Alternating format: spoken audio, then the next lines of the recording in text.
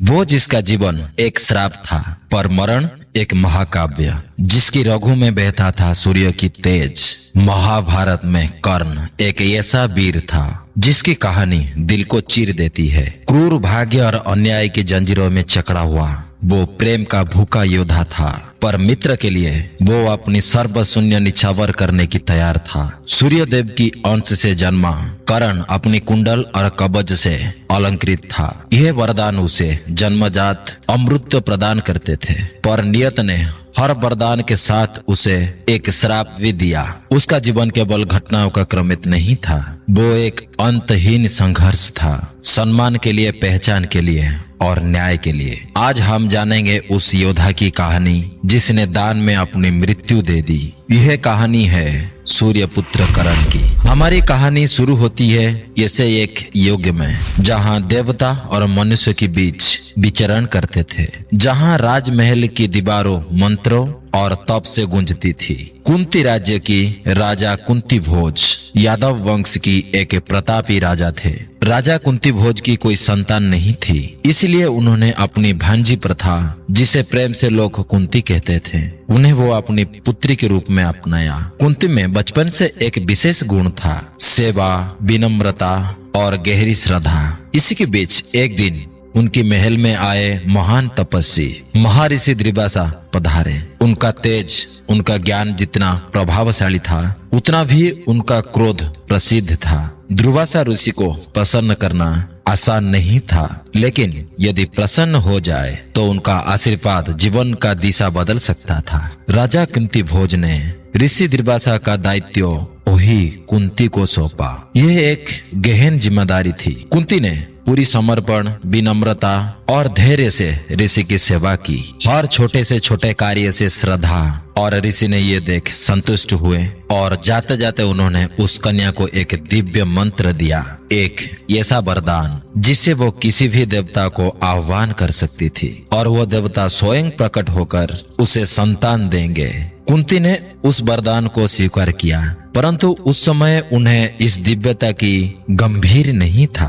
एक अविवाहित कन्या के लिए यह मंत्र केवल शक्ति नहीं था, भाग्य का एक जटिल जाल बनने वाला था। जब एक दिन आकाश गुलाब और सुनहली रंग से सजा हुआ था, कुंती अपनी कक्ष में अकेली थी, जिज्ञासा से डूबी। उस मंत्र की रहस्य को जानने की इच्छा जाग उठी। क्या सच में ये मंत्र देवताओं को बुला सकता है? यह कोई वासना नहीं थी, कोई लालसा नहीं थी, केवल एक मासूम जिज्ञासा। कुंती ने सूर्य को और देखा और उच्चारित कर दिया वो मंत्र। क्षण भर में सब कुछ बदल गया। आकाश बिजली की आहट में थर उठा। उसी समय सूर्यदेव स्वयं प्रकट हुए। उनका रूप असहनीय रूप से चमक रहा था। वहां समस्त कक्ष वो दिव्य प्रकाश से भर गया। वहां कुंती भयभीत थी, परंतु ये चमत्कारी घटना अभी समाप्त नहीं हुई थी। फिर सूर्य बोले, जिससे भी ये मंत्र बुलाता है उसे उस देवता से संतान प्राप्ति होता है। कुंती ये सुन स्तब्ध रह गई। वो केवल परख रही थी, पर यह अब एक अटल दिव्य परम दैविक सत्य बन चुका था। कुछ ही क्षणों में कुंती ने एक बालक को जन्म दिया। यह एक साधारण शिशु नहीं था। उसका शरीर पर एक प्राकृतिक स्वर्ण कवच था और कुंडल कानों में चमक रहे थे। वह शांत था, तेजस्वी था, जैसे सूर्य का प्रतिरूप हो। यह था सूर्य का पुत्र कर्ण। दुनिया ये कैसे समझती?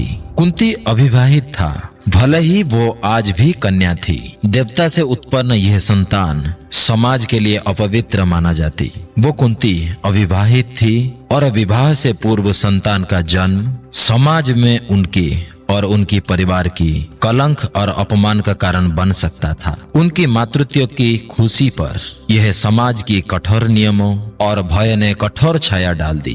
कुंती एक असंभव निर्णय के सामने थी। अपने पुत्र को स्वयं पालने में असमर्थ, उन्होंने उसे त्यागने की हृदय विदारक निर्णय लिया। कुंती ने वशिष्ठ को एक बांस की टोकरी में रखा और कोमल कपड़ा में लपेटा और ये कहा, क्षमा करना पुत्र, मैं तुम्हें छोड़ नहीं रही, मैं तुम्हें सौंप रही हूँ वो देवताओं को जिन्होंने तुम्हें भेजा। कुंती ने टोकरी को अश्वनदा नदी में धीरे से प्रवाहित कर दिए। नदी शांत थी। उसी दिन वो एक देव पुत्र को ले जा रही थी। वो नदी बिना डगमगाए बिना डूबे वो टोकरी बहती रही। दिन की प्रकाशों में, रात की सितारों से वो बालक एक संघर्षण से यात्रा करता रहा। नदी बदलती रही, अश्व नदी से चरमपति, फिर गंगा की ओर। आखिरकार वो टोकरी हस्तिनापुर की समेत बहती हुई एक शांतिपूर्ण जल में से एक सारथी अधिरथ को दिखाई दी। शायर वो जल भर में आए थे यह प्रथा स्नान के लिए। उन्होंने टोकरी को अति श्रद्धा से बाहर निकाला और उसमें देखा एक बालक शांत मुस्कुराता हुआ, स्वर्ण कवच और कुंडल से चमकता हुआ। नदी में बहती हुई वो टोकरी से जब अधिरथ ने वो शिशु को उठाया, मानो स्वयं सूर्य ने अपनी गोद सौंप ली हो। अधिरथ एक सूत था, हस्तिनापुर की राज परिवार की सेवा में रथ चला रहा था। वो एक दयावान, निष्ठावान और दयालु व्यक्ति के रूप में जाना जाता था। जब अधिरथ दौड़ते हुए घर पहुंचा और जैसे राधा ने उस बच्चा को गोद में लिया, वो उस बालक को देख स्तब्ध रह गई। उस बालक का चेहरा, उसका तेज, उसका स्वर्ण कुंडल और दिव्य कवच मानो हर एक प्रार्थना का उत्तर था, जैसे कि राधा ने वर्षों से पहले देवताओं से मांगी थी। उसकी आंखों से खुशी की आंसू बहने लगे। उन्हें यह पता नहीं था कि इस बालक किस राजमहल, किस आकाशीय शक्ति या किस विवश माँ के गर्भ से आया था, परंतु उसी समय वो किसी प्रश्न पूछना नहीं चाहते थे। उन्हें सिर्फ एक ही बात पता थी, देवताओं ने उन्हें पुत्र दिया है। उस नवजात शिशु को नाम दिया गया नवसेन, जिसका अर्थ था धन से जन्मा, क्योंकि वो सचमुच सोने की संपत्ति के साथ जन्मा था। वर्षों बाद लोग उन्हें राधे कहने लगे, इसका अर्थ राधा का पुत्र, और समय के साथ दुनिया उसे और एक नाम से पहचानने लगे, वो है कर्ण। उन्होंने उसे अपनी रक्त की तरह पाला।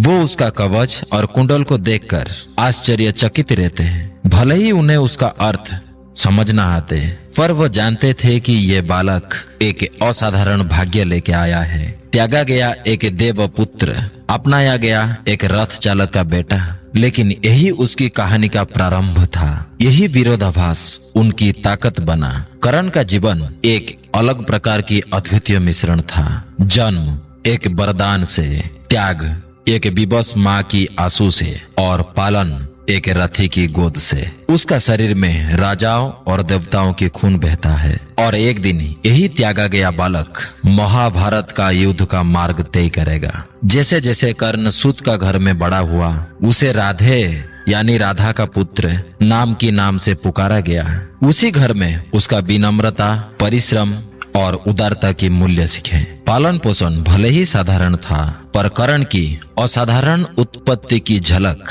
समय समय पर दिखाई देती रही। उसका शरीर में ही जन्म से ही पहले स्वर्ण कवच और कानों में वो दिव्य कुंडल कभी अलग नहीं हुए। वो चिन्ह उसे उसकी माता पिता की सामाजिक स्थिति से कहीं ऊपर की गरिमा प्रदान करते थे। अधिरथ और राधा ने धीरे धीरे महसूस किया कि उनका पुत्र किसी सामान्य रथी की संतान नहीं हो सकता। बचपन से ही कर्ण से कुछ अलग दिखने लगा। गांव के लोग भी उसकी चमकती हुई बाल्यावस्था, कानों की कुंडल और रहस्यमय जन्म को लेकर कानाफूसी करते थे। वो अपनी उम्र के हिसाब से बहुत बलशाली था, सीखने में बहुत तेज और कम में भी उदारता बरसने वाला। कर्ण को सूर्यदेव से गहरी जुड़ावा था। वो सुबह रोज जल्दी उठकर प्रार्थना किया करता था। यह आदत किसी साधारण बालक का नहीं थी, यह तो उस आत्मा की पहचान थी जिसे किसी उद्देश्य के लिए गढ़ा गया था। उसकी वीरता की यात्रा किसी सामान्य योद्धा जैसी नहीं थी। वो स्वयं अपने आप को प्रशिक्षित कर रहा था। वो सौर अवस्था तक आते आते धनुर्विद्या और युद्ध कला में अद्भुत कौशल प्राप्त कर चुका था। वो एक ऐसा योद्धा बन गया था जो ज्ञान का भूखा था, लेकिन सब कुछ स्वयं सीखकर आगे बढ़ रहा था। जैसे भी वो किशोर अवस्था में पहुंचा, उसके भीतर एक अग्नि सी जलने लगी। योद्धा बनने की ज्वाला, भीष्म और परशुराम जैसे महायोद्धाओं की कथाएं उसकी हृदय में स्वप्न की तरह बस गई थी। वो हर वक्त छुपकर अभ्यास करता था, लकड़ी से धनुष बनाता, वृक्षों को लक्ष्य बनाकर तीर चलाता था। उसे राजपाल की लालसा नहीं थी, केवल उससे चाहिए था सम्मान। उसे अपने कौशल पर भरोसा था। उसे बस एक गुरु की तलाश थी। यह खोज उससे ले गई गुरु द्रोणों के पास। जो गुरु कुरु राजकुमारों की शस्त्र गुरु थे। कर्ण ने पूरी विनय और आत्मविश्वास से उनके सामने निवेदन किया कि उसे उसी गुरुकुल में उसको शिक्षा प्राप्त की जाए। लेकिन द्रोण ने कर्ण की संकल्प और मेहनत को बिल्कुल भी नहीं देखा। उन्होंने देखा सिर्फ उनका वंश, एक रथी का पुत्र दिव्य अस्त्र का ज्ञान नहीं पा सकता। द्रोण ने कठोरता से कह दिया। दरवाजा बंद हो गया। उसी समय कर्ण टूट गया, क्योंकि उसका पास कौशल की कोई कमी नहीं थी। कमी थी तो केवल उच्च कुल की पहचान कमी थी। यह उसके जीवन में पहली और कड़वी चोट थी, एक ऐसा घाव जिसने उसका जीवन बदल दिया। लेकिन उस अस्वीकृति ने कर्ण को तोड़ा नहीं, उसने उसे गढ़ा। महानता की प्राप्त करने की प्रबल इच्छा के साथ कर्ण ने अपनी दृष्टि एक और महान गुरु पर केंद्रित की, वो परशुराम, एक ऐसा योद्धा साधु जो दिव्य अस्त्र का झांता तो थे ही हैं, लेकिन क्षत्रियों की प्रति उनकी कटुता भी प्रसिद्ध थी। क्षत्रियों की कटुता के कारण परशुराम ने केवल सिर्फ ब्राह्मण को शिक्षा देने की शपथ खा रखी थी। उन्होंने प्रतिज्ञा की थी कि वो किसी क्षत्रिय को कभी शिक्षा नहीं देंगे। परंतु कर्ण रुकने वालों से नहीं था। उसने एक बड़ा निर्णय लिया। वो ब्राह्मण का वेश धारण कर परशुराम की शिष्य बना। गुरु परशुराम की आश्रम में एकांत पहुंचकर कर्ण ने विनम्रता के साथ शरण मांगा। परशुराम ने उसकी निष्ठा और विनम्रता को देखकर प्रसन्न हुए और श्रद्धा से उसको शिष्य बना लिया। यहीं से शुरू हुई वो शिक्षा की यात्रा, जिसके लिए कर्ण ने वर्षों तक तड़प उठाया था। दिन प्रतिदिन कर्ण ने गहन साधना से परशुराम के ज्ञान को आत्मसात किया। वो साहसी था, अनुशासित था और अपूर्व की बुद्धिमत्ता की परिचय भी। दिव्य अस्त्र की विद्या जैसे कि उनके अंदर स्वाभाविक रूप से समा गई थी। यह देखकर परशुराम भी प्रभावित थे। उन्होंने कहा, यह बालक न केवल योग्य है बल्कि एक सच्चे योद्धा की तरह धर्म और मर्यादा में विश्वास भी रखता है। गुरु परशुराम के आश्रम में बिताए गई वो दिन कर्ण के जीवन की सबसे निर्णायक क्षण थे। वहाँ वो न केवल युद्ध की तकनीक सीखी बल्कि वो दिव्य अस्त्र की विद्या भी बहुत आसान से प्राप्त की, जो केवल गिने चुने महायोद्धा को ही प्राप्त होता है। कर्ण न केवल एक कुशल धनुर्धर था बल्कि शस्त्रों और मंत्रों का वह महान पांडित्य रखता था, जो केवल ऋषियों और देवताओं को प्राप्त था। परशुराम ने उन्हें ब्रह्मास्त्र तक शिक्षा भी दी। वो एक ऐसा अस्त्र जिसे बहुत कम लोग जान पाए थे। कर्ण अपनी पहचान छुपाई रहा और सोचता रहा, उसका उद्देश्य इतना ऊंचा है कि उसकी ये छोटी सी माया क्षमा योग्य है। कुछ महीने में ही कर्ण परशुराम की सबसे पहला शिष्य जाने लगा और अगले एक दोपहर धूप तेज थी, प्रशिक्षण समाप्त हुआ था। परशुराम ने विश्राम के लिए कर्ण को कहा, मेरे लिए मुर्ग छाल लाओ, मैं विश्राम करूंगा। कर्ण ने मुर्ग छाल आने की बजाय अपनी जांग को ही गुरु के सनाहा बना दिया। गुरु धीरज होके सो गए। तभी एक तीखा कीड़ा वही घास से निकलकर कर्ण की जांघ में घुस गया और उसे बहुत तेज से काटने लगा। वो पीड़ा असहनीय थी, रक्त बहने लगा, लेकिन कर्ण चुपचाप बैठा रहा। उसने अपनी आंख तक नहीं झपनाई, क्योंकि गुरु का नींद भंग ना हो। जब रक्त का धार गुरु के चेहरे तक पहुंची, तभी गुरु परशुराम की नींद टूटी। उन्होंने देखा कर्ण की जांघ से रक्त बह रहा है। परशुराम यह बोले, ये रक्त कहाँ से आया? कर्ण ने शांति से उत्तर दिया, गुरुदेव, मुझे एक कीड़े ने काटा है। परशुराम की चेहरा गंभीर हो गया। कोई ब्राह्मण पुत्र इतनी पीड़ा कैसे चुपचाप सह सकता है? यह सहन शक्ति केवल किसी क्षत्रिय का हो सकता है।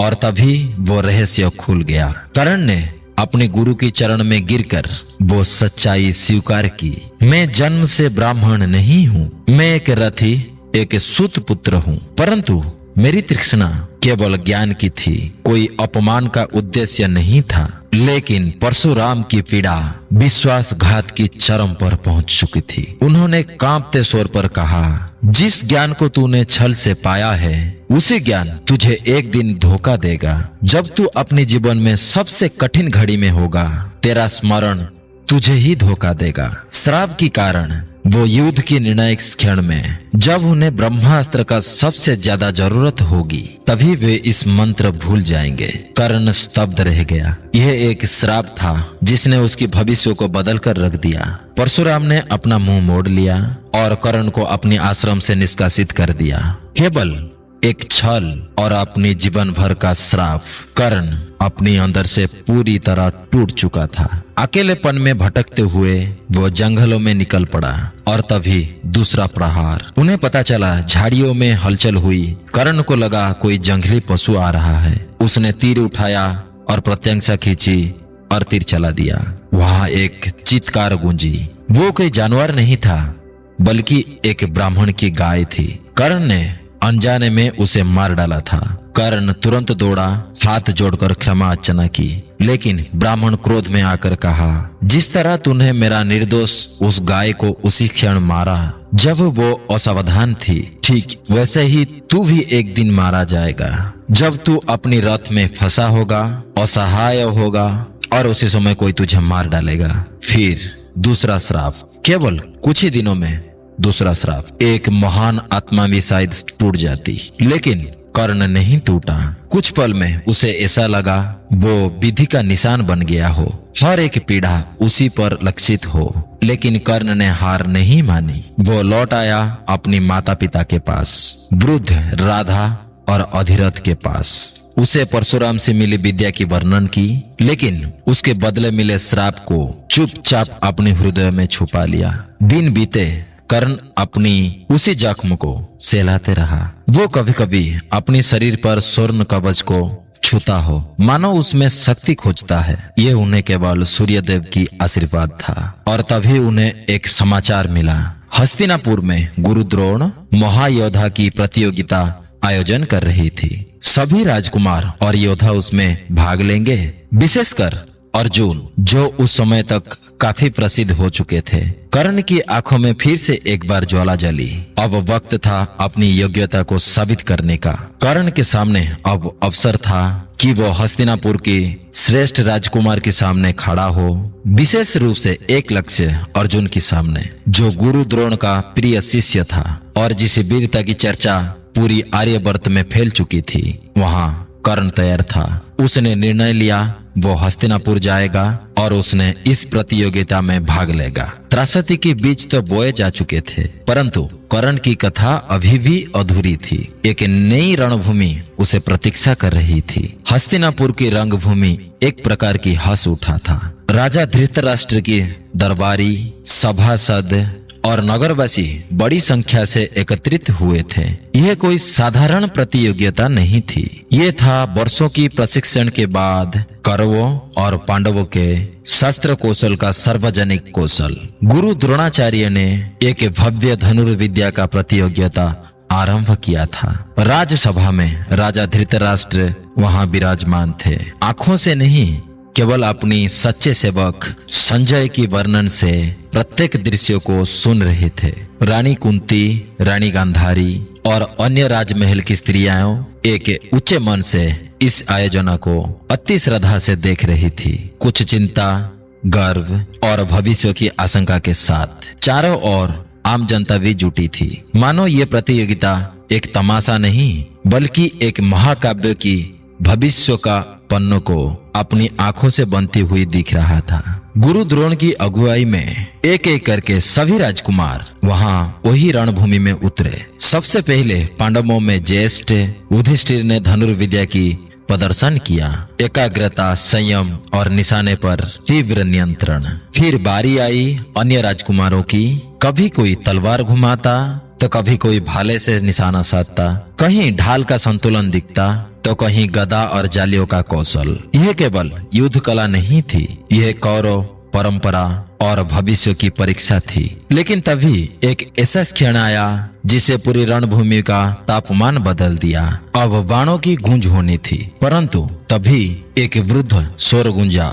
गुरु कृपाचार्य, राज परिवार की वरिष्ठ आचार्य और नीति गुरु वहां आगे बढ़ते हैं। उन्होंने अपने ज्ञान और ज्ञान अनुभव की सहायता से इस द्वंद्व को रोकने का निर्णय लिया। उन्होंने कहा, यहाँ अर्जुन पांडुपुत्र कुरुवंश का राजकुमार है, इसलिए कोई उसे यदि समर करे तो वहाँ भी उनकी समकक्ष और राजकुल की और वंश की होना चाहिए। उन्होंने पूछा, बताओ तुम्हारा कुल क्या है, तुम किस वंश से आते हो? कर्ण शांत खड़ा रहा। उसने बोलने के लिए मुंह खोला, परंतु कोई शब्द नहीं निकल पाए। भीड़ में प्रत्येक व्यक्ति ने वो संकेत को पहचान लिया। कर्ण को राजकुमार के रूप में कभी प्रस्तुत नहीं किया गया था। उनका वस्त्र भव्य थे, परंतु उनका ऊपर कोई राज चिन्ह नहीं था। अब तक उसका नाम, उसका कुल सब अनजान थे। गुरु कृपाचार्य की ये चुनौती की आगे कर्ण की आंखों की चमक मन पड़ गई। उसने अपनी दृष्टि नीचे कर ली। कमल की भांति लज्जा में झुक गया कर्ण का वो मस्तक। ऐसा वर्णन किया गया है। अब सच्चाई सामने थी। कर्ण के पास कोई शाही वंश नहीं था। वो तो बड़ा हुआ था अधिरथ की घर में। एक सारथी, एक सूत, वो जाति जो राजाओं की रथ तो चला सकती थी, परंतु उनका समकक्ष खड़ी नहीं हो सकती थी। कर्ण यदि अपनी जन्म का यहाँ सच बता देता तो यहाँ वही युद्ध समाप्त हो जाता, क्योंकि शास्त्र और नीतियों के अनुसार एक क्षत्रिय ही क्षत्रिय के साथ द्वंद्व कर सकता था। वहाँ कर्ण चुप था। उसकी चुप्पी उसके चेहरे से भी अधिक बोल रही थी। भीड़ अब सुसंकेत थी।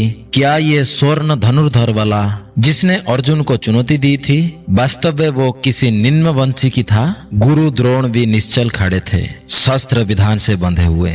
यदि कर्ण राज्यवंशी नहीं निकला तो ये युद्ध नियम के विरुद्ध होगा। एक और महान अवसर। कर्ण की भाग्य दीवार से टकराकर बिखर गया। कर्ण की चुप्पी अब अपमान के साथ बदलने वाली थी। तभी मंच से एक छोर से आवाज आई, रुको। दुर्योधन उठ खड़ा हुआ। उसकी आंखों में क्रोध था, परंतु वहाँ वो कर्ण के लिए था, कर्ण के विरुद्ध नहीं। फिर कहता है, क्या केवल जन्म ही किसी योद्धा का योग्यता की निर्धारित करता है? दुर्योधन ने ऊंचे स्वर से पूछा। नहीं, एक सच्चा योद्धा उसकी वीरता से जाना जाता है, ना कि उसकी कुल से। दुर्योधन ने कहा, शौर्य और साहस ही क्षत्रिय की लक्षण है। उसने कर्ण की ओर इशारा किया। बताओ बताओ, कभी कोई मृग श्रावक एक सिंह की जन्म दे सकता है? यह बालक जिसके शरीर पर सूर्य की आभा है, जिसकी वक्ष पर स्वर्ण कवच है और कानों में दिव्य कुंडल, क्या ये कोई तुच्छ जन्म का हो सकता है? कर्ण दुर्योधन के सामने एक राजा की तरह प्रतीत हो रहा था। फिर वहाँ दुर्योधन ने इतिहास रच दिया। उसने वहीं पर उस मंच में घोषणा की, अर्जुन यदि किसी राजा से ही केवल युद्ध करेगा तो आज और इसी क्षण मैं इस योद्धा कर्ण को अंग देश की राजा घोषित करता हूँ। सभा में एक पल के लिए सन्नाटा छा गया। राजा अंगराज कर्ण, यह घोषणा दुर्योधन की अधिकार में थी। दुर्योधन ने स्वयं कर्ण की मस्तक पे राज्य अभिषेक की पगड़ी बांधी। जो सभा पहले स्तब्ध थी और कर्ण वो भव्य भोल था। उसने दुर्योधन की ओर देखा और कहा, हे नरसिंह, मैं आपकी यह उपकार की बदला क्या दे सकता हूँ? मेरे पास कुछ नहीं, बस केवल मेरे पास मेरा जीवन है। मैं आपकी आदेशों का पालन करूंगा और अंतिम सांस तक आपकी सखा बना रहूंगा। दुर्योधन ये सुनकर मुस्कुराया। उसने कहा, मुझे कुछ नहीं चाहिए, बस तुम्हारी मित्रता चाहिए। और वहीं रणभूमि का बीचों बीच दोनों ने एक दूसरे को आलिंगन में भर लिया। वहाँ भीड़ देख रही थी। इतिहास लिखा जा रहा था और उसी दिन महाभारत की सबसे शक्तिशाली मित्रता उस आलिंगन से शुरुआत हुई। इतिहास साक्षी है दुर्योधन और कर्ण। लेकिन वहीं सभा के बीच भीम ने कर्ण का अपमान किया, हंसते हुए, कटाक्ष करते हुए। हे रथ सारथी के पुत्र, तेरा भाग्य अर्जुन के हाथों वीर गति नहीं बल्कि रथ चलाना है। अपने असली काम पर लौट जा और कोड़ा संभाल। भीम की अगली पंक्ति और भी विशाली थी। इस प्रकार था, जिस प्रकार कोई भटका कुत्ता यज्ञ की सामग्री को चाटने का अधिकार नहीं, उसी प्रकार तू भी कोई राज्य का शासक बनने का अधिकार नहीं। कर्ण चुप था। वहाँ कर्ण ने कोई उत्तर नहीं दिया, परंतु यह सुनकर दुर्योधन खड़ा हो गया। दुर्योधन की आंखों में आग जल रही थी। उसने गरजते हुए कहा, एक योद्धा की प्रतिष्ठा उसके जन्म से नहीं बल्कि उसकी वीरता से होती है। यदि कर्ण का अंदर किसी क्षत्रिय का यज्ञ है तो उसे एक क्षत्रिय जैसी सम्मान ही मिलेगा, चाहे उसका जन्म कोई भी हो। फिर दुर्योधन ने गरजते हुए समस्त सभा को चुनौती दी, यदि कोई भी ये सहन नहीं कर सकता कि कर्ण आज अंग की राजा है, तो वो सामने आए, अपना रथ सजा ले, धनुष चढ़ा ले और युद्ध करे। सभा पूरा सन्नाटा सा हो गई। ना कोई राजकुमार उठा, ना कोई योद्धा। उस समाज की आगे दुर्योधन ने सभी घमंड और रूढ़ियां तोड़ दी। कर्ण अब अकेला नहीं था, अब वहाँ वो एक स्वीकृति योद्धा था, जिसका पीछे खड़ा था स्वयं हस्तिनापुर का युवराज। सूरज अब ढल रहा था, प्रकाश मंद हो चुका था। नियम के अनुसार संध्या के बाद युद्ध प्रदर्शन की अनुमति नहीं थी। घोषणा हुई, आज की दिवस का युद्ध प्रतियोगिता समाप्त हुई। परंतु इस दिन का स्मृति शाम तक सीमित नहीं रही। सभा के लोग लौट रहे थे, परंतु अब उनके मन में द्वंद्व था। क्या अर्जुन आज भी श्रेष्ठ था, या वो ऐसे योद्धा उसको किसी ने पहचाना नहीं? कर्ण जो अर्जुन की समकक्ष तक पहुंचा और एक राज्य अर्जित कर गया, क्या वही सच्चा विजेता था? यह रणभूमि की समाप्ति नहीं थी, बल्कि आरंभ था एक युगांतरकारी कथा का, जहां पांडव और कौरव की नियति अब कर्ण के साथ जुड़ चुकी थी। कर्ण का राज्य अभिषेक तो हुआ था, परंतु किसी गहरी हलचल किसी और के अंदर थी। रानी कुंती चुपचाप उस भव्य भवन से निकल रही थी, लेकिन उनका मन में एक तूफान उगड़ रहा था। भीड़ का बीच में उस युवक को वहां देखा, जो अंग देश की नवनियुक्त राजा थी। वही युवक जिसने कभी अपनी गर्भ से उन्होंने जन्म दिया था, तभी इसे एक पाप समझकर बहती हुई नदी में छोड़ दिया था। आज वो उनका सामने खड़ा था, सुवर्ण कवच और दिव्य कुंडल के साथ, उसी पहचान के साथ जिसे वो माँ कभी भूल नहीं सकती। उस पल कुंती की आंखों में भी पीड़ा थी और गर्व भी। कर्ण जीवित था, वो न केवल जीवित था बल्कि सम्मानित भी था, एक बड़ी योद्धा और राजा भी। उसका कद और यश पूरी आर्यावर्त में फैल चुका था, लेकिन इसी गर्व की अंदर छुपा था एक डर, एक ऐसा भय जो उसकी आत्मा को झकमगा रहा था, क्योंकि अब वो जान चुकी थी अर्जुन और कर्ण दोनों ने अपने पुत्र है, जो दो योद्धा आमने सामने युद्ध करने वाला है। यदि ये पहचान आज उजागर हो जाती तो क्या होता? दुर्योधन की ओर से वो अंग की राजा बना और औपचारिक रूप से कुरुराज परिवार में सम्मिलित हो गया। उसी दिन से कर्ण ने अपने जीवन की सबसे बड़ी प्रतिज्ञा ली, दुर्योधन की प्रतिनिष्ठा, उस एकमात्र व्यक्ति के लिए जिसने तब उसका हाथ थामा था जब वहां पूरी दुनिया ने उसे ठोकरा दिया था। दुर्योधन ने कर्ण के अंदर एक ना कि मित्र देखा, बल्कि एक ऐसा सेनापति भी पाया जो पांडवों की प्रभाव को चुनौती दे सकता था। राजनीतिक नीतियों से यह भी प्रतीक था और प्रतापी साहसी भी। अब हस्तिनापुर के संतुलन की शक्ति की धुरी झुकने लगी थी। कर्ण भी केवल एक योद्धा नहीं रहा, वो एक रणनीतिकार बन चुका था, एक ऐसा योद्धा जो कुरु राजनीति में दुर्योधन का सलाहकार और सबसे बड़ा विश्वास पात्र था। कर्ण की भाग्य अब केवल तलवार की धार की नहीं, बल्कि उसका निष्ठा से भी तय होना था। कुछ समय बीतता गया, परंतु वो अपमान का रिहित नहीं मिटी। हर बार जब उसे सुत पुत्र कहकर बुलाया गया, हर बार जो अर्जुन को श्रेष्ठ बताया गया, उसके भीतर की ज्वाला और भड़क उठी। उसने दुर्योधन के साथ हर योजना में, हर छल में, हर प्रतिशोध में शामिल रहा, लाक्षागृह से लेकर वो सभा की शर्तों तक। और इस प्रकार अर्जुन और कर्ण की प्रतिद्वंदिता अब केवल वैयक्तिक नहीं रही, वो एक योग्य कहानी बन गई। कुरु वंश की राजनीति दो धाराओं में बन चुकी थी, एक धर्म के नाम पर और एक स्वाभिमान के नाम पर उठे हुए एक तलवार के साथ पर। अब कर्ण एक नाम योद्धा नहीं रहा था, वो वहां अब एक राजा था। उसका नाम अब केवल वीरता से नहीं, राज सत्ता से भी जुड़ गया था। परंतु भाग्य को भी और परीक्षा लेना थी, क्योंकि अगली परीक्षा युद्ध भूमि पर नहीं बल्कि एक सभा में होने वाली थी। वो सभा पांचाल की सभा थी, जहां एक स्त्री का एक वाक्य उसकी आत्मा को फिर से जख्म देने वाली थी। राजा द्रौपद अपनी पुत्री द्रौपदी के लिए एक भव्य स्वयंवर का आयोजन किया था। भारतवर्ष की कोने कोने से वीर राजकुमार और बड़े बड़े महारथी वहां उपस्थित थे, क्योंकि जो भी इस चुनौती को पार करता वही द्रौपदी का पति बनता। चुनौती सरल थी परंतु असंभव जैसी थी। एक विशाल धनुष को चढ़ाना और फिर एक घूमती हुई मछली की आंख को केवल उस तेल में पड़ती हुई परछाई को देखकर तीर से भेद देना सामान्य पुरुषों के लिए ये कार्य नहीं था। एक एक करके कहीं वीर आए और कहीं राजाओं ने भी प्रयास किया, पर कोई सफल ना हो सका। तभी वहां एक दिव्य आभास से चमकता हुआ एक योद्धा आगे बढ़ा। वो था कर्ण। कर्ण ने बिना किसी संकोच से धनुष उठाई और केवल एक प्रयासों से ही उसे चढ़ा दिया। वहां सभा ये देखकर स्तब्ध थी। वो वहां तीर उठाने वाला ही था। वो विजय एक श्रेणी पर में थी। तभी एक शोर गूंजा, मैं किसी सूत पुत्र को विवाह नहीं करूंगी। यह आवाज स्वयं द्रौपदी की थी। उसने कर्ण की ओर देखकर पूरी दरबार के समक्ष ये वाक्य बोला। सभा सन्न हो गई, शब्द हवा में ठहर गई। कर्ण का हाथ वहीं रुक गया। धनुष अब भी उसके हाथ में था, परंतु उसका गौरव टूट चुका था।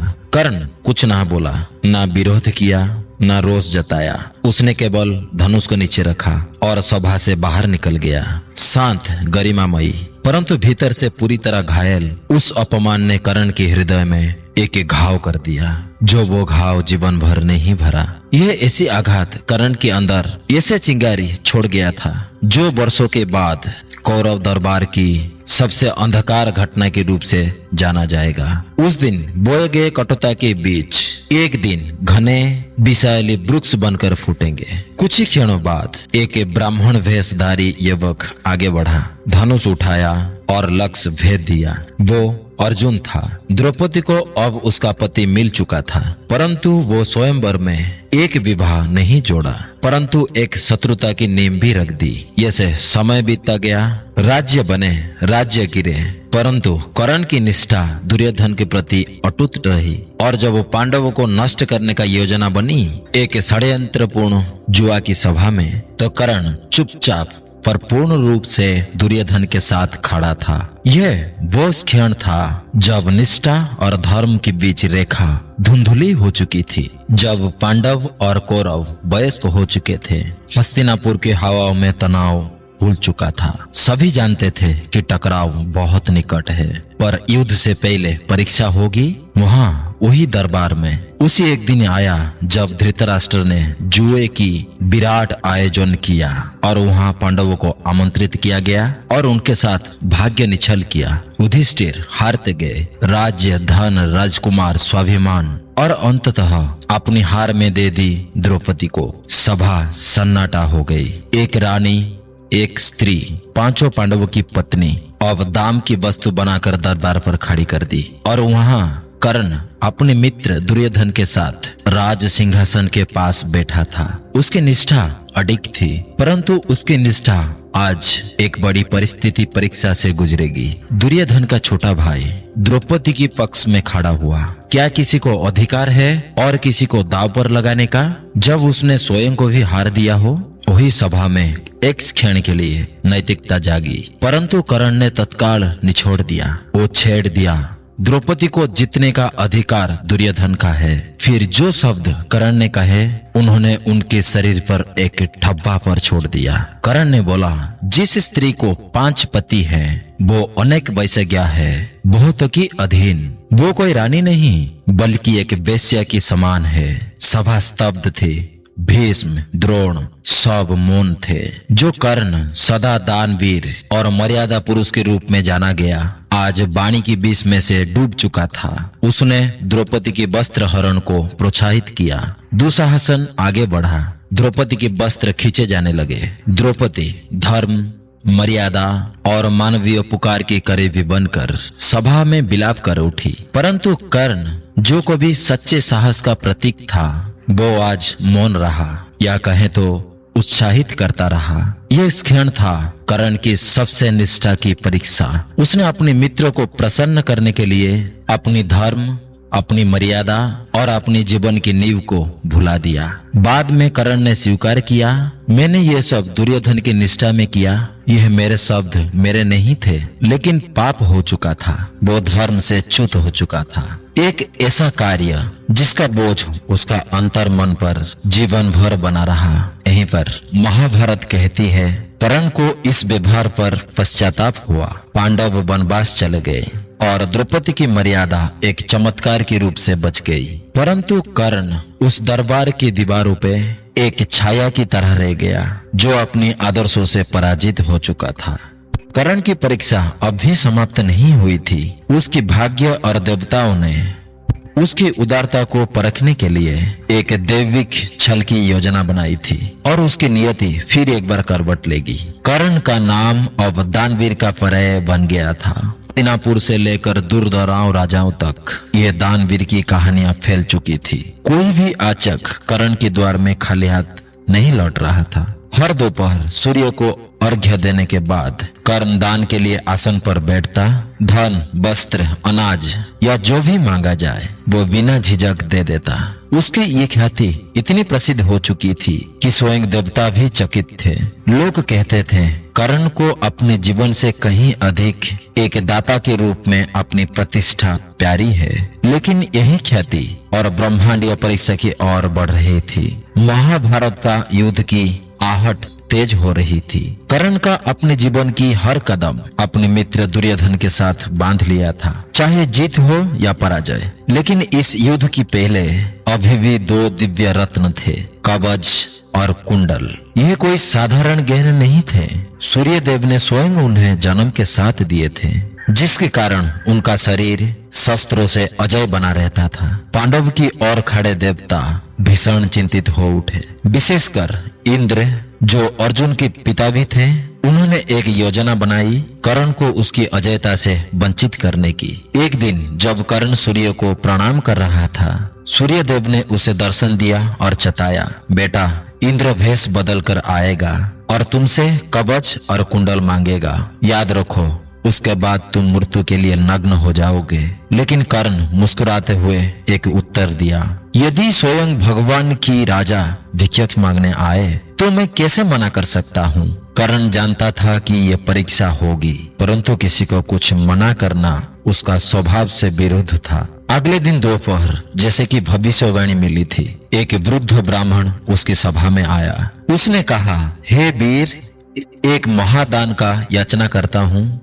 कर्ण ने इस वृद्ध ब्राह्मण को पहचान लिया। ये कोई साधारण ब्राह्मण नहीं है, यह केवल इंद्र ही हो सकता है। लेकिन फिर भी उसने ना नहीं कहा। ब्राह्मण ने उसकी कवच और कुंडल की ओर इशारा किया। पूरी सभा सन्न रह गई। यह तो जीवन मांगा जा रहा था, लेकिन बिना एक पल की झिझक से कर्ण ने अपने शरीर से वह कवच को चीर कर निकाला, अपने कानों से कुंडल उतारे और रक्त से सने हुए उस दिव्य उपहार को सौंप दिया। इंद्र विस्मित थे। वो भिक्षक ब्राह्मण रूप छोड़कर प्रकट हुए और बोले, तुमने अपनी मृत्यु तक अपने दान में दिए, परंतु इसके बदले में तुम्हें एक अस्त्र देता हूँ, वासवी शक्ति, और वो जिस पर लगेगा उसका नाश निश्चित है। कर्ण ने ये अस्त्र स्वीकार कर लिया और मनो में एक कोनों में सोचा लिया। अर्जुन के लिए अब बिना कुंडल और कवच में कर्ण अब सामान्य पुरुष की तरह घायल हो सकता था। उस कर्ण का त्याग सबसे बड़ी उसकी कमजोर भी बन चुका था। कवच नहीं था पर आत्मबल था, कुंडल नहीं था परंतु कर्ण था। जैसे ही कुरुक्षेत्र की धरती पर सेनाओं की एकत्रित हो रही थी,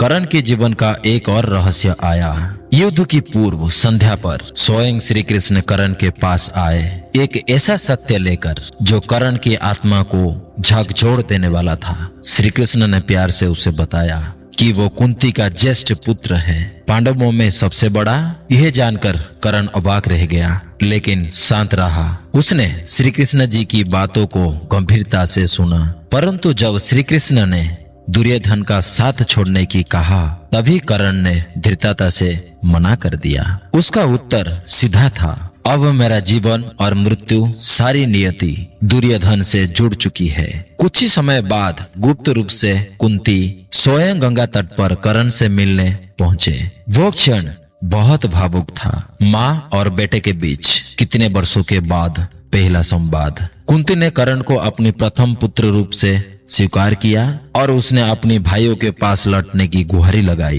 कर्ण ने भीतर से टूटा होने की बावजूद एक बार फिर अपना बड़ापन दिखाया। उसने कुंती से वादा किया वो केवल अर्जुन को छोड़कर किसी पांडव को एक भी क्षति नहीं पहुंचाएगा, क्योंकि वो जानता था अर्जुन से उसका युद्ध कभी नहीं टल सकता था। लेकिन यह वचन चाहे कोई भी गिरे, कुंती की 5 पुत्र जीवित रहेंगे। और फिर युद्ध छिड़ा। कुरुक्षेत्र में हर महान योद्धा उतरा। पहले 10 दिनों तक कर्ण ने युद्ध में भाग नहीं लिया। वहाँ भीष्म पितामह सेनापति थे। उन्होंने कर्ण की उत्पत्ति और क्षत्रिय धर्म पर सवाल उठाया। वहाँ इसीलिए कर्ण युद्ध से दूर था। लेकिन जब 10वां दिन भीष्म सरसैया पर गिर पड़े, मैदान अब कर्ण के लिए खुल चुका था। भीष्म की अंतिम अवस्था में कर्ण उनसे मिलने गया। भीष्म ने उनकी क्षमता को स्वीकार किया और पूर्व की कठोर शब्द के लिए खेद जताया। 11वें से 15 दिन तक द्रोणाचार्य ने इनकी मान संभाली। फिर कर्ण ने सीधे पांडवों से मुकाबला करने शुरू कर दिए। जब 14वें दिन कर्ण की भूमिका निर्णायक बनी। जब अर्जुन कौरव की रक्षापंक्ति तोड़ने वाले थे, कर्ण ने उसकी मोर्चा संभाला। लेकिन उसी दिन उस षड्यंत्र का हिस्सा भी बना, जिसमें अर्जुन का पुत्र अभिमन्यु को बिना किसी नियम के कई महारथियों ने मिलकर उन्हें घेर कर मार डाला। कुरुक्षेत्र का युद्ध अब सबसे भयानक मोड़ पर था। 14वें दिन पांडवों ने एक ऐसा योद्धा उतारा जिसमें कौरव सेना में हड़मक मचा दिया। घटोत्कच, भीम का राक्षस पुत्र। घटोत्कच का मायावी शक्तियां चरम पर थी। वो आकाश में उड़ता, छलावा रचता और कौरवों की पंक्तियां चीर कर रख देता। कौरव सेना में हाहाकार मच गया। कोई उसका सामना नहीं कर पाता था। तभी सारी उम्मीदों लेकर दुर्योधन ने मुड़कर देखा।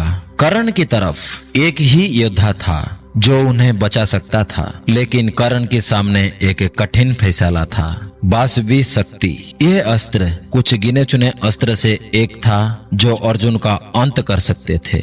इसका केवल एक बार ही उपयोग किया जा सकता था। कर्ण के पास और कोई विकल्प नहीं बचा।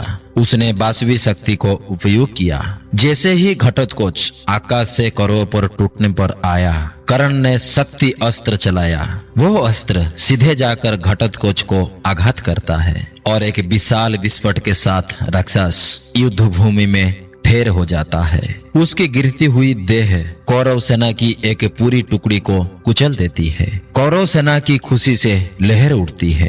कर्ण ने उन्हें बचा लिया था, लेकिन इस जीत की कीमत भारी थी। कर्ण जानता था अर्जुन को मारने के लिए केवल उसका पास एक दिव्य अस्त्र नहीं था। 15वें दिन के दिन गुरु द्रोण के देहांत के बाद दुर्योधन ने कौरव सेना की सेनापति कर्ण को नियुक्त किया। यह वही फल था जिसे कर्ण ने वर्षों से इंतजार कर रहा था।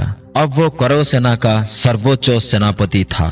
16वें और 17वें दिन कर्ण ने जबरदस्त युद्ध किया। उसने पांडवों की एक एक भाई के साथ मुकाबला किया। युधिष्ठिर, भीम, नकुल और सहदेव सभी उसकी बाण वर्षा के आगे टिक ना पाए। लेकिन कर्ण ने किसी को मारा नहीं। उसने अपनी माँ कुंती को वचन दिया था कि वो उनकी प्राण नहीं लेगा। सिर्फ अर्जुन उसका असली लक्ष्य था। यह वही कर्ण का वीरता ही नहीं, उसकी चरित्र का भी परीक्षा थी। पांडवों के लिए कर्ण एक भयावह शत्रु बन चुका था, जो कौरव के लिए वो अंतिम किरण बन चुका था। उसका बाण अग्नि की तरह गिरते, उसका रथ युद्ध भूमि पर बिजली की गिरफ्तार से भागता दौड़ता और हर योद्धा जो उसका सामना करता या तो मारा जाता या पीछे हट जाता। 17वें दिन की शाम सूर्य अस्त हो रहा था और युद्ध भूमि पर 2 महान योद्धा आमने सामने हो रहे थे। एक और अर्जुन रथ पर कृष्ण सारथी बनकर खड़े और दूसरी ओर कर्ण जिसका रथ शल्य चला रहे थे। यह वही क्षण था जिसका इंतजार वर्षों से था। एक पुरानी दुश्मनी अंतिम मोड़ पर थी। दोनों धनुर्धर अपनी कला के शिखर पर थे। आकाश बाणों से भर गया। कर्ण ने परशुराम द्वारा विजय धनु से प्रहार किया। अर्जुन ने गांडीव से उसकी हर बाण को रोका। एक के बाद एक दिव्यास्त्र चलाई गए। आकाश में ही टकराते फटते ही अंधकार छा जाती थी। वहाँ देवता तक देख रहे थे, लेकिन युद्ध का आखिरी पत्ता अभी भी बचा हुआ था। भाग्य। जैसे ही युद्ध तेज हुआ, कर्ण की पुरानी श्रापों ने अपना असर दिखाना शुरू कर दिया। अचानक उसकी रथ का पहिया नरम मिट्टी में घुस गया। कर्ण ने घोड़ों को संभालने की कोशिश की। शल्य ने रथ खींचा, परंतु पहिया हिला तक नहीं। यही वो पल था जिसकी भविष्यवाणी उस ब्राह्मण ने की थी, जिसकी गाय कर्ण से गलती से मारा गई थी। कर्ण ने जल्दी से ब्रह्मास्त्र उठाया ताकि आखिरी बार अर्जुन से की सके, लेकिन याद नहीं आया। आवाहन मंत्र ही भूल गया। परशुराम का श्राप अब साकार हो गया था। कर्ण अब निहत्था था, बहुत थका हुआ। उसकी बदन तीरों से छलनी था। रथ कीचड़ में ढसा हुआ था, मानो युद्ध भूमि जैसे कि खुद उसका साथ छोड़ रही हो। वासवी शक्ति भी घटोत्कच पर खत्म हो चुकी थी। ऐसा लग रहा था मानो भाग्य उसका मजाक उड़ा रहा है। कर्ण ने युद्ध रोकने के लिए अर्जुन से निवेदन किया। युद्ध के नियम के अनुसार ऐसा करना नहीं था। वहीं पर अर्जुन हिचकिचाया, लेकिन कृष्ण ने याद दिलाया, यह युद्ध धर्म की स्थापना के लिए है और कर्ण ने कई बार अधर्म का साथ दिया है। उसने अंतिम बाण छोड़ा। बाण सीधा जाकर कर्ण की छाती में ढसा। वही छाती जहां केवल वहां दिव्य कवच था, जो अब नहीं था, और वो घुटनों पर गिरा। और उसी क्षण सूर्य अस्त हो गया, जैसे मानो कि सूर्य ने अपने पुत्र की मृत्यु देखना नहीं चाहते थे। कर्ण ऐसा योद्धा अपनी पूरी जिंदगी न्याय के लिए, सम्मान के लिए और दोस्ती के लिए लड़ाई लड़ी थी। अब युद्ध खत्म होने वाला था। 17वें दिन सूर्य अस्त हुआ और कर्ण का जीवन भी एक ऐसा योद्धा जो अपराजय था, लेकिन किस्मत और श्रापों की साजिश वो अपनी जिंदगी से हार गया। कर्ण का सिर जमीन पर गिरा और उसके साथ खत्म हुआ महाभारत की सबसे दुखद नायक का अध्याय। कहते हैं कर्ण की अंतिम सांसों पे उसकी चेहरे पर एक छोटी सी हल्की मुस्कान थी, जैसे वर्षों का बोझ उतर गया हो। कर्ण की मौत ने दुर्योधन की अभियान का आखिर उम्मीद भी खत्म कर दी। युद्ध भूमि पर पांडव और कौरव दोनों ही पक्ष का योद्धा सिर झुकाकर खड़े थे। हारने के बाद भी कर्ण का साहस उन्हें सम्मान देने पर मजबूर कर गया। लेकिन असली त्रासदी तब सामने आई युद्ध खत्म होने के बाद, जब कुंती ने पांडव को बताया कर्ण वही योद्धा जिससे वे इतने वर्षों से लड़ रहे थे, उनका ही बड़ा भाई था, उनका पहला पुत्र। यह सुनकर युधिष्ठिर की पैरों नीचे मिट्टी खिसक गई। पांडवों ने कर्ण की अंतिम संस्कार पूरे राजकीय सम्मान के साथ किया। दोस्तों, इतिहास में कर्ण खलनायक नहीं बल्कि एक महानायक, एक अमर प्रतीक। उसकी कहानी महाभारत में एक मार्मिक अध्याय बन गई, जिसे सदियों तक याद किया जाएगा। हर बार जब किसी को ये लगने लगे कि उसका जन्म या हालात उसकी भाग्यों को तय करेंगे, वहीं फिर से कर्ण का नाम गूंजेगा, एक सच्चे नायक की तरह। दोस्तों, अगर आपको ये वीडियो अच्छी लगी है तो हमें सब्सक्राइब जरूर करें और इसी तरह धार्मिक वीडियो आगे देखने के लिए बेल आइकन को जरूर दबाएं। दोस्तों, कहीं गलत हुआ तो क्षमा करना। अगर अच्छी लगी तो सपोर्ट जरूर देना। फिर मिलते हैं अगले एक नई वीडियो के साथ। तब तक नमस्ते।